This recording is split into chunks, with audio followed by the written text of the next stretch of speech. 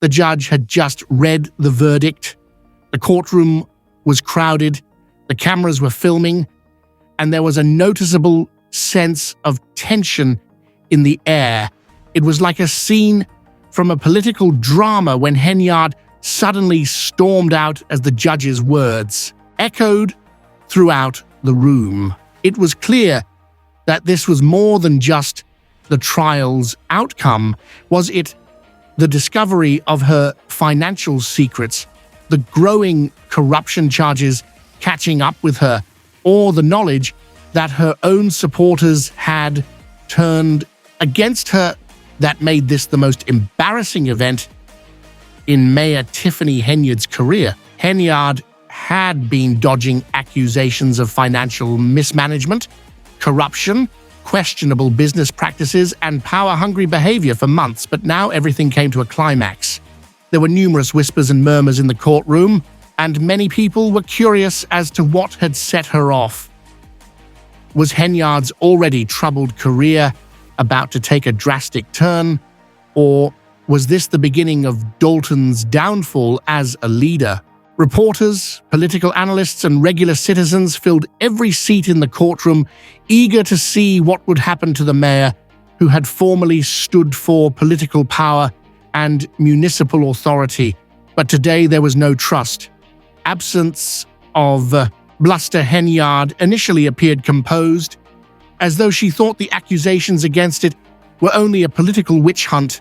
But when the prosecution enumerated every questionable transaction, unethical choice, and public dollar that had disappeared while she was in charge, Henyard's customary haughty confidence disappeared, as did the expensive press conferences, fashionable clothing, and sense of invincibility. The atmosphere was fraught with suspense as the judge sat down and the room grew silent. Henry's poise rapidly began to falter. Her expression shifted, and she looked at her legal team, who were also aware of what was about to happen. The most surprising of all was a $43,000 Amazon shopping spree that was paid for with taxpayer funds, along with first-class flights, upscale hotels, and billboards that featured Henyard's face all over the town. The prosecution wasted no time in presenting incriminating evidence. These were obvious, exorbitant expenditures that clearly demonstrated corruption, not small incidental charges. The jury, a group of residents who had previously trusted her, watched intently as the allegations grew, exchanging dismay and sadness. But the prosecutor's new evidence was the true surprise, a string of successive transactions that moved funds from public to private accounts. As screenshots of these documents appeared on the courtroom screen, sending shockwaves through the room, Henyard's legal team struggled to come up with a coherent response to refute the evidence. In front of everyone, Henyard's painstakingly crafted image as an untouchable political figure was crumbling. As she made an effort to seem calm, but her eyes wandered anxiously to the door, as though she was thinking about making a dramatic exit. The judge's voice broke the atmosphere and ordered the trial to continue, despite the shifting defense team's desperate attempts to salvage Henyard's name. They asserted that the claims were merely an assault on a strong woman, that the evidence was misconstrued, and that Henyard was the victim of political sabotage. The jury, however, had seen the evidence-specific, unquestionable proof that Henyard had embezzled public funds for her personal gain, and they didn't believe it. Henyard's boasts of being a fighter for the people and the reality of her conduct were contrasted sharply by the prosecution. Henyard has used the town's resources to pay for lavish vacations, stay in expensive hotels, and go on personal shopping sprees, while Dalton residents are subject to higher taxes. Critical services and deteriorating infrastructure were cut off. While the prosecution continued to gather evidence, Anyone who attempted to voice their opinions was viewed as a threat because of the culture of fear that Henyard had fostered. The betrayal became evident when a critical witness, a reliable person in Henyard's inner circle, came forward exposing the corruption and manipulation that occurred behind the scenes. The witness explained how Henyard had controlled her administration and silenced dissent by abusing her power. Henyard continued to try to preserve the mayor's image as a strong leader, but it was beginning to appear to be a front built on lying and intimidation.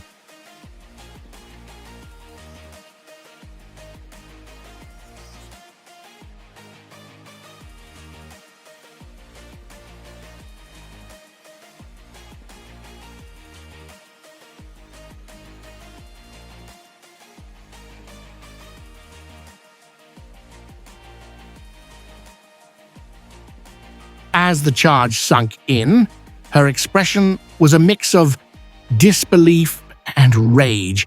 She had always believed that her position of authority and influence would shield her from the repercussions of her behavior, but the trial was revealing her true nature as a dishonest politician whose avarice decimated the very people she was chosen to govern.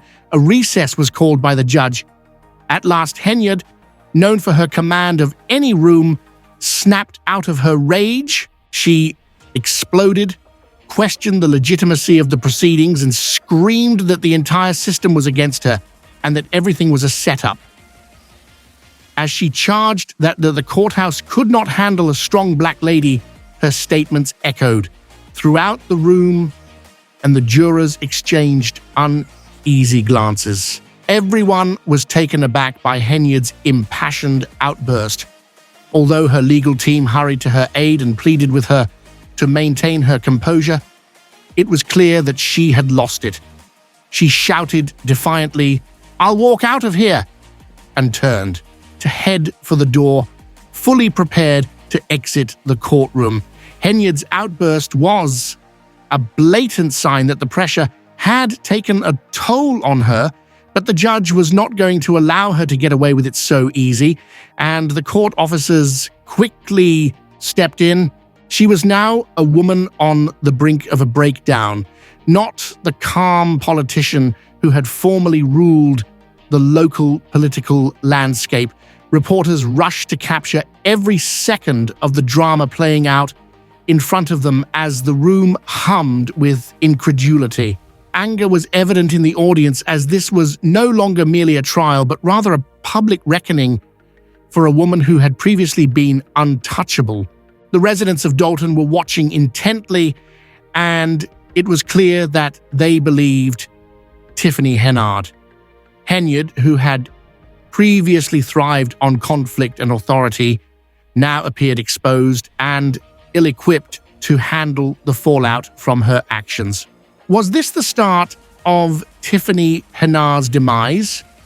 Was she able to bounce back from this public display, or had her reputation been irreparably harmed as she seemed to consider or demand accountability for the corruption trail she had left behind? The leadership was now genuinely uncertain if they would stand by her. The public's reaction to the courtroom drama, which had evolved from a political trial into an emotional spectacle, was only growing. The number of people demanding for her resignation continued to rise while her supporters continued to decline. It became clear during the trial that Tiffany Henyard's time as mayor was running out. Now, it was more important to consider whether she would survive the repercussions of her acts than whether she would survive the trial. She attempted to storm out of a courtroom as the citizens of Dalton watched their mayor's career fall apart in a tornado of scandal and shame, but something unexpected happened. She was abruptly stopped in her tracks by federal officials who had been silently observing the proceedings from the rear. They presented her with official looking paperwork and gently informed her that she had to go with them. The mood in the courtroom shifted dramatically, and a heavy stillness fell upon the room when the steadfast leader of Dalton was addressed by federal officials who were there for real legal problems rather than a political spectacle.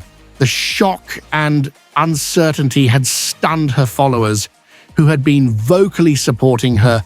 The woman who had previously dominated the room with her willpower felt powerless against the law after understanding she had no control over the situation.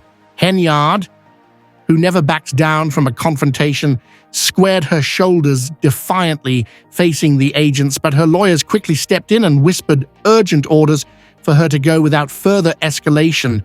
She shouted, her voice echoing across the now still chamber.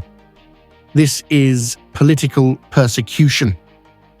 The courtroom audience, who had seen her furious outbursts before, remained unaffected despite her rebellious statements that reverberated off the walls. As the facade she had so painstakingly constructed began to crumble, there was no cheering or adoration, only a rising sense of incredulity. Calm and composed, one of the federal agents answered with subdued authority. The words struck Henyard like a ton of bricks. "We need you to accompany us so we can question you more, Miss Henyard. Right now, this is not an arrest." After months of simmering silently, the inquiry, she had always been sure that her influence would protect her from the repercussions of her actions, and she had long relied on insider information and assurances from those in her circle that the investigations would not proceed. However, now that the agents had blocked her path and reality had set in, she realized that her world was collapsing. The Henyard cameras flashed to record her demise in real time, and reporters who had been watching the trial's proceedings were suddenly only interested in them as Henyard's formerly unwavering confidence transformed into something far more fragile. The term meltdown quickly became popular across historical periods, and social media was inundated with reports of the abrupt change in circumstances. When federal agents from multiple agencies took up positions to block her way, the lady who had previously been the driving force behind Dalton's politics underwent a significant transformation. Their looks were hard and unintelligible. Some of her most loyal supporters attempted to rally around her when the influential mayor was confronted with the reality of her legal troubles, but rather than supporting her at rallies, Henyard, who had spent years portraying herself as above reproach, now seemed more like a liability than a leader, shouting accusations of setup and injustice, but others quietly slipped away, unsure of how to process the abrupt shift in power. The sudden chaos in the courtroom was unlike anything anyone had expected. As Henyard moved to courthouse halls, cameras followed her every step. Each flash of the camera felt like another piece of her carefully curated image. Falling apart, her lawyer, tugging at her sleeve, urged her to keep moving, to keep her composure, but Henyard's eyes, blazing with determination, stormed down the hall, pushing through the courthouse doors, still hoping she could salvage the situation.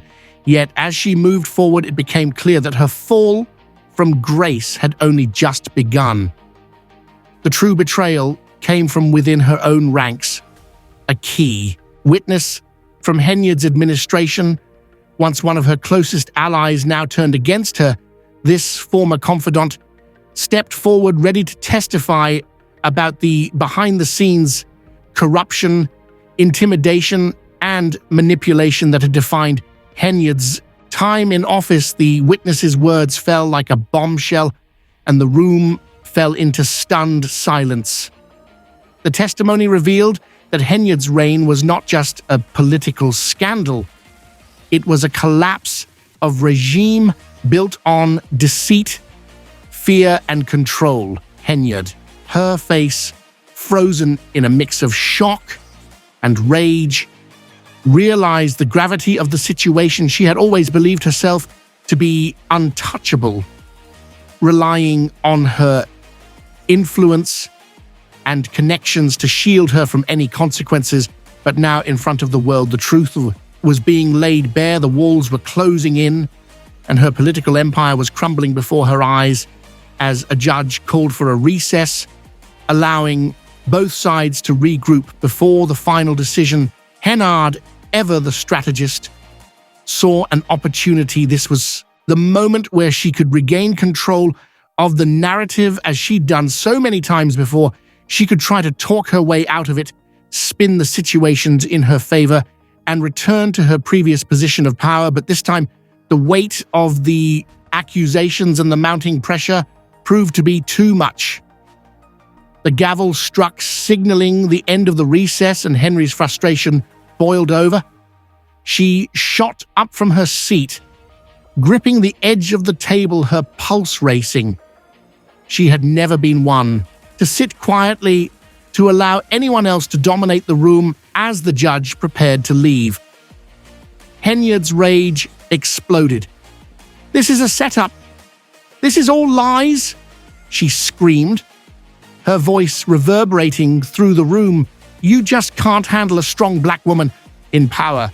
In a desperate attempt to shift the balance in her favor, the remarks echoed off the walls, causing the courtroom to erupt in shock and bewilderment. Reporters scrambled to capture every minute as the prosecution stood with their arms folded, quietly observing Henyard's breakdown as the jurors exchanged uncomfortable glances, uncertain how to respond to the outburst. "Miss Henyard," said one of the federal officials who had been quietly observing the mayhem, "we need you to come with us for further questioning for a moment." Her voice was steady, unfazed.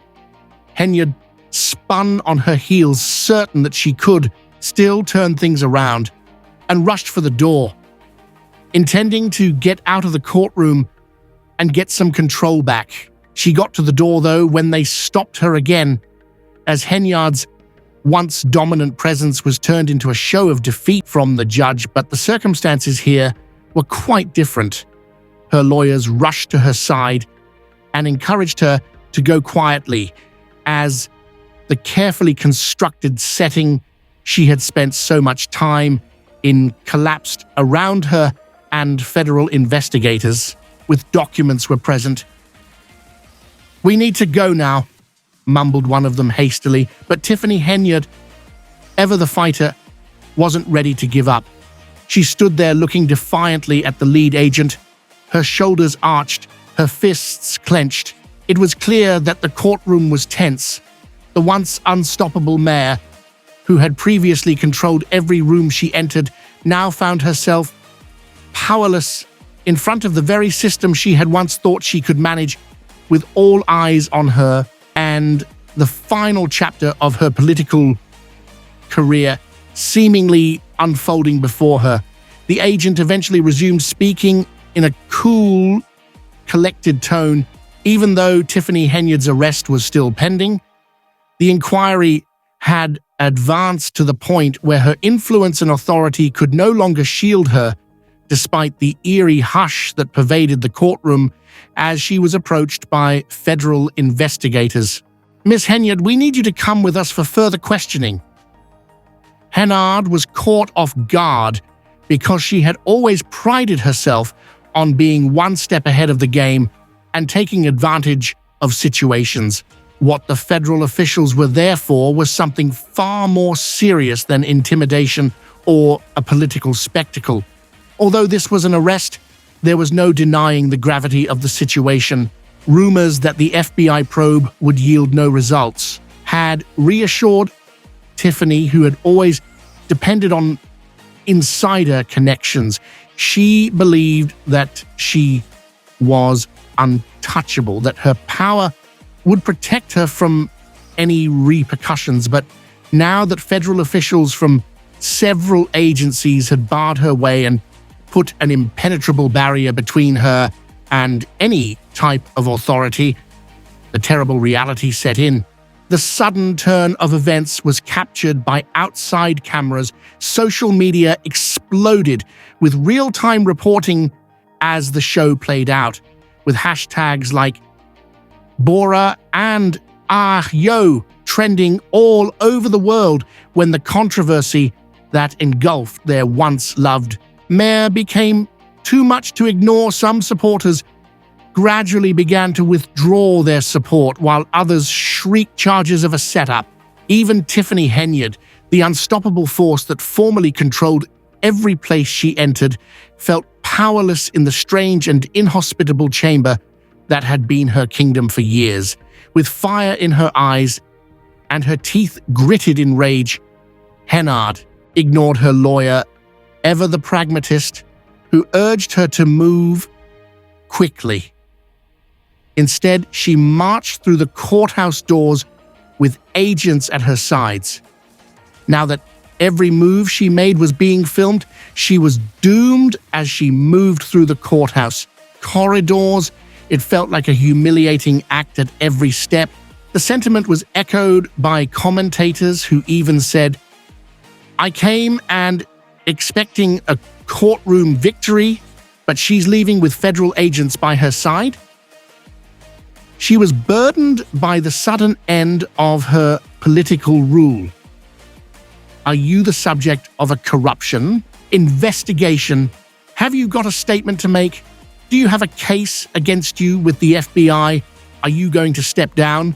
With microphones in hand, news reporters dash forward and ask as many questions as they can. As soon as they entered the federal building, Tiffany's public relations team hurried to release a statement that they described as a political witch hunt, a calculated effort by the government to suppress a strong woman who dared to question the established quo. But as information leaked out of the probe, it became evident that the truth was much more sinister. Tiffany's face twisted in annoyance, but she chose to ignore the barrage of inquiries, since she knew that it would only serve to further spin her downfall by giving them another soundbite. Henyard could quickly concoct a number of accusations, corruption being the first. Allegations of financial mismanagement, coercion, and even secret offshore accounts were found by investigators. Long-standing concerns that public monies meant for community programs had been misappropriated into dubious consulting fees, and unfinished special projects were validated by whistleblowers, and the information became increasingly alarming every day. A secret audio recording, purportedly recording a discussion between Henyard and an unnamed individual, surfaced as the revelations mounted, and Henyard's world swiftly fell into chaos.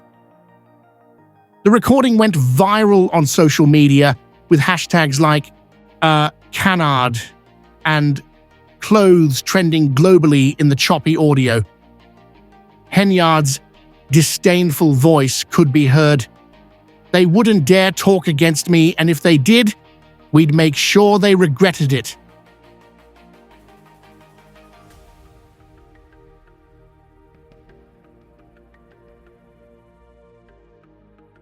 Because of the leak, the public's perception abruptly shifted, with the internet scrutinizing every word and disseminating memes that depicted Henyard as a power-hungry villain and directly equating her with some of the most notoriously corrupt dictators in history. Henyard's inner circle went into a panic, and her squad fell apart. Attorneys attempted to discredit the audio by claiming it was a misinterpretation of her comments in a last-ditch effort to limit the harm, but the damage had already been done, and the truth was sliding out of her control. After understanding that Henyard's political career was coming to an end, and that the scandal was too large and overpowering to ignore, even her devoted supporters, including powerful people and local politicians, began to turn away from her. Reporters conjectured about the gravity of the accusations against her, including the potential for jail time, saying Henyard sat in the FBI interrogation room across from a team of detectives as the charges continued. Having previously benefited from public opinion, the woman now had to deal with the unpleasant reality of a federal probe. The lead investigator, unimpressed by her past bluster, passed a heavy folder of evidence across the table, each page conveying a depressing story. Her customary confidence was gone. The pressure was mounting. Emails indicating favors for private organizations, documents signed by her that had previously raised suspicions, and bank records showing large deposits from a mysterious shell company linked to government contracts. The investigator spoke coldly and methodically, leaning forward. For the first time in her career, he said, "You can either keep playing this game or you can start telling us the truth. We currently have enough to see this through to the conclusion." Tiffany Henyard's steely exterior began to fall apart. Her smile faded as she looked at the papers before her, and the final one moved across the table.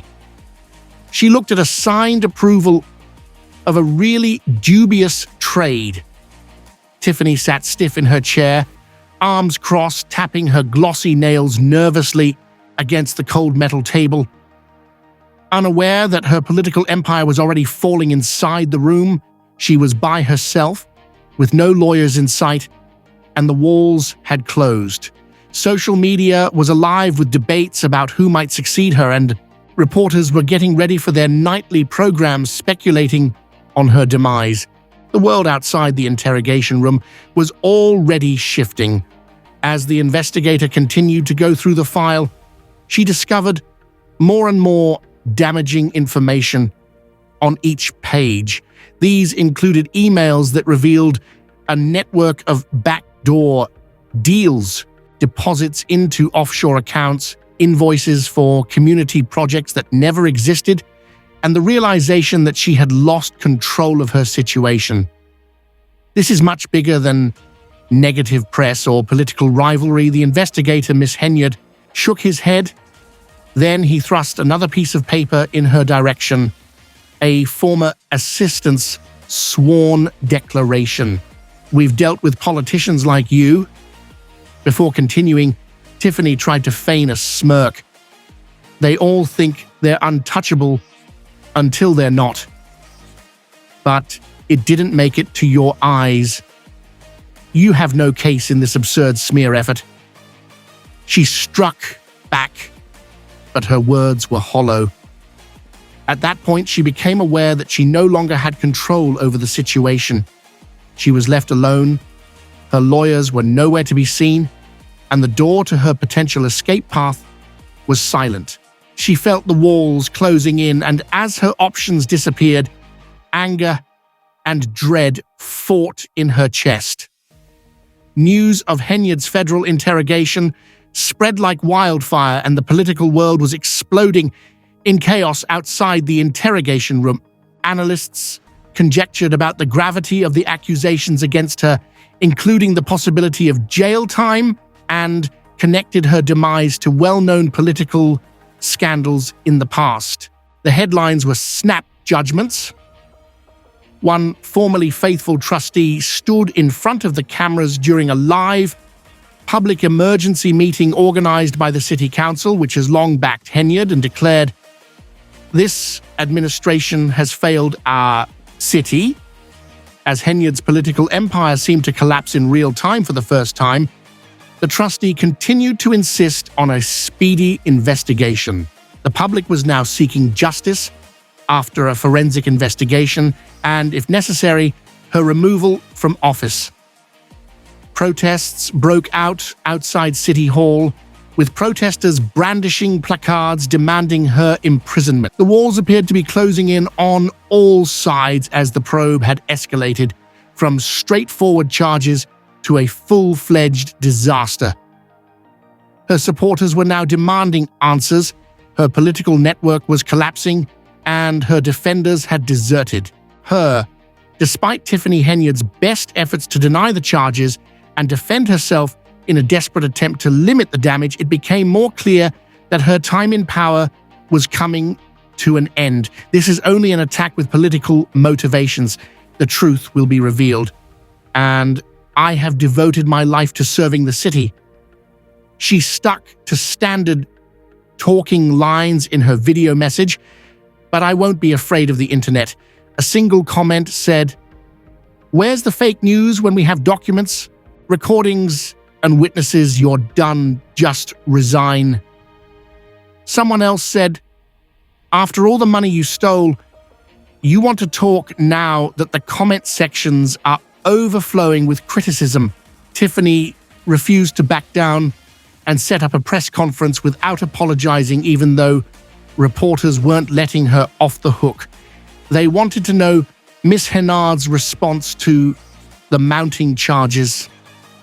Tiffany refused to give up, claiming that she was being unfairly singled out by the federal government, her political opponents, and the media. She said, "They want to silence me because I didn't follow their rules, but it didn't matter because the narrative had already turned against her that night after the major news stations had finished their coverage." Strong, independent leadership is being attacked as FBI investigators, aided by state officials, executed a search warrant at Henyard's residence and workplace. Reporters flocked to the scene. For the first time, federal authorities raided the residence of a sitting mayor and removed computers, hard drives, and boxes of documents. The photo of Tiffany Henyard being arrested and escorted out of her house went viral in a matter of minutes.